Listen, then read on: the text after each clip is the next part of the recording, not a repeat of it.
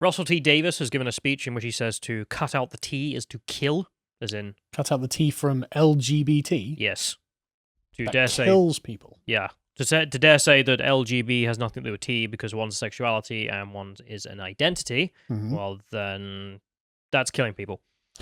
Well, okay, look, I'll level with you. I don't know who Russell T Davies is, so I'm going to assume he's a frothing madman who's standing on a street corner screeching this. I mean, you'd hope, but actually I'm a fan of some of his work in Doctor Who, but now he's gone off into identity politics, as he probably was at the time, but I wasn't aware. So he's not a piss-soaked tramp, he's an actor. No, he's a showrunner, so he did scripts and all the rest of it. Right. So if we get the subs, this is pink news. So Russell T Davies takes down LGB Alliance in incendiary speech to cut out the T is to kill. It's weird, because I get the feeling that if they never spoke about the LGB Alliance, no one else would either. No. Also, it's not that I think they're doing anything wrong. I actually think that they're correct in saying, well, look. We're here for sexuality rights. Yeah. Therefore, that doesn't include T, because that's not sexuality. No. By definition. You thought it would be that simple, but yeah, you would. No, of course, because it has to include all of the letters. But you can see how shook they are about it. You know, this has really rattled them. So in here they say the BAFTA-winning TV writer spoke passionately of the need for trans allyship as he collected the Inspiration Award of his seminal drama It's a Sin at the 2021 Attitude Awards, an event that was sponsored by Virgin and Jaguar. Just to let you know. Oh, very marginalised. Yes, incredibly marginalised. Totally not in a position of supremacy in these sort of things. Now, are we, Mr. Davis? Anyway, moving on. So they say, after commending inspiring HIV and AIDS workers and condemning the B word, I don't know if I can say, you can guess from there. Ends in a D? Yeah, ends in a D. B word Tories. If Pink News are going to censor it, we're going to censor it. Yeah, so Allah never be the day that we're more degenerate than Pink News. So they said the B-word Tories, he made no secret of his scorn for the LGB Alliance, an anti-trans charity created in opposition to Stonewall's policies of transgender inclusion. A obvious lie, because they are not anti-trans, they have many trans supporters. But it seems they don't have anything to say about trans. No, that's the point. We're there for sexuality freedoms. Not Do you want to talk about lines. Gender identity? That's a different conversation they apparently don't want to have. Yeah, that's room 104 down there. Yeah, exactly. Anyway, so but I just love the way this is squatting on their brain, though. They're just so bothered by this. But the quotes from his speech are nonsensical, and they get worse as we go through it. So start off, quote, one of their favorite things to do is to say, oh, LGBTQIA+. Isn't that funny? You've got so many letters.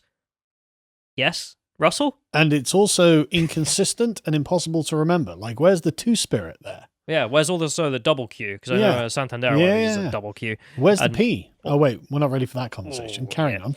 So isn't that funny? Yeah, it is, Russell. It kind of shows that this is all BS, but whatever. So he continues, in what society is having too many letters a bad thing? More letters is good.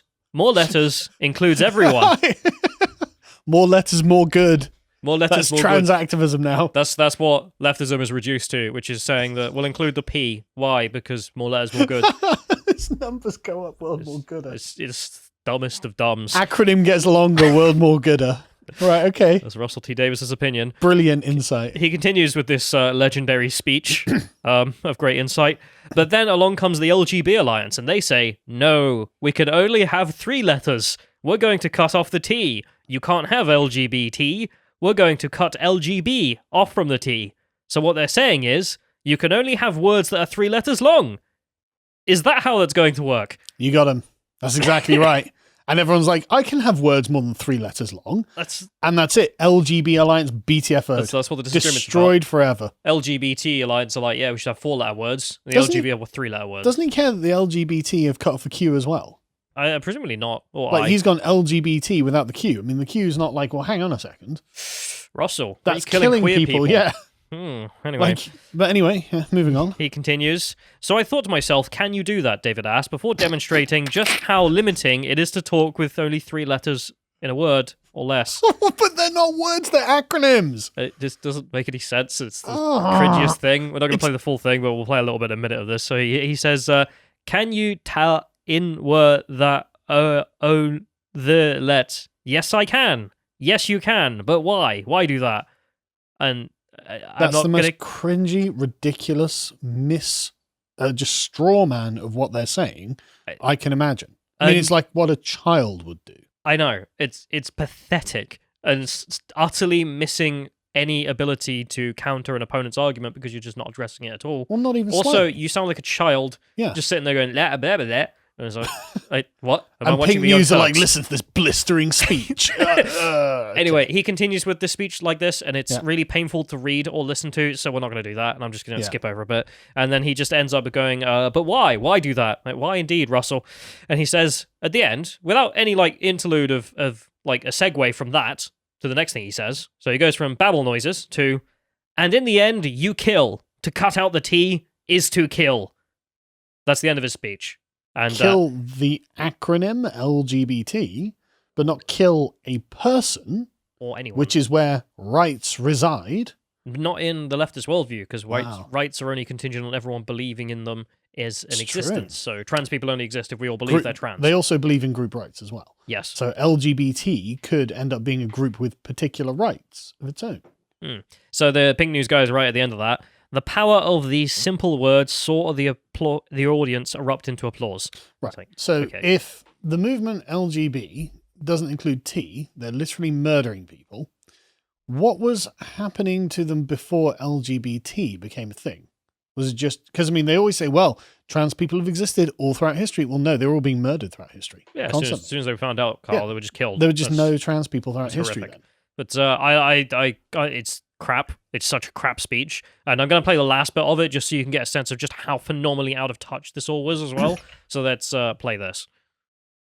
You are big, you are buyer, you are ugly, you are lazy, and in the end, you kill. To cut out the T is to kill.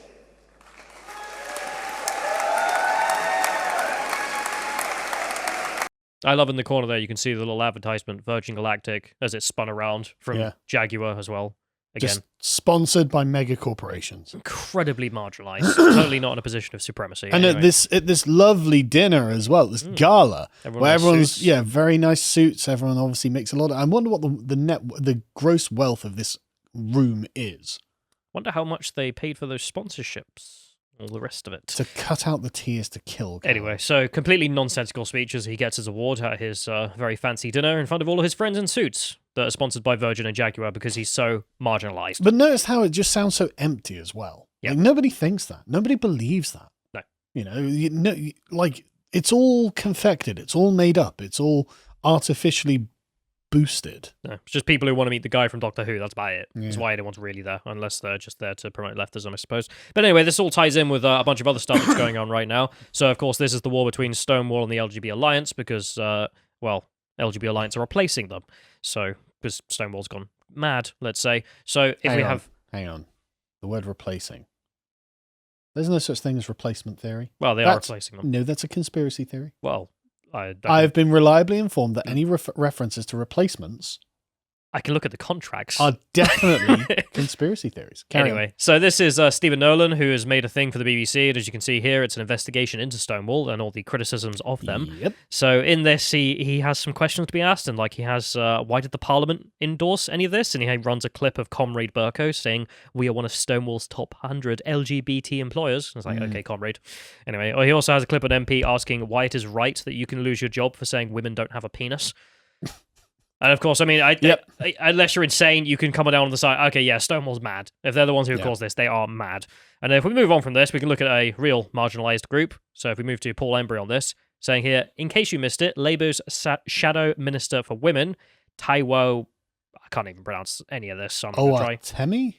Just came out in support of the attacks on Professor Kathleen Stock. Oh. What was this for? Because you remember Kathleen Stock? from Yeah, University she of was Sussex? University of Sussex professor of philosophy or something. Yeah. And she has philosophical disagreements with radical trans activists, and therefore she bad. Yeah, she said women are women, so she was threatened by students on campus. These students were then backed up by professors on campus, and thankfully the university stood with her on that and said, yeah, threats not allowed. But the union threw her under the bus, didn't it? Yeah, and you could also see Labour Party throwing her under the bus. So in here, the writes in her a statement to one of her constituents, presumably.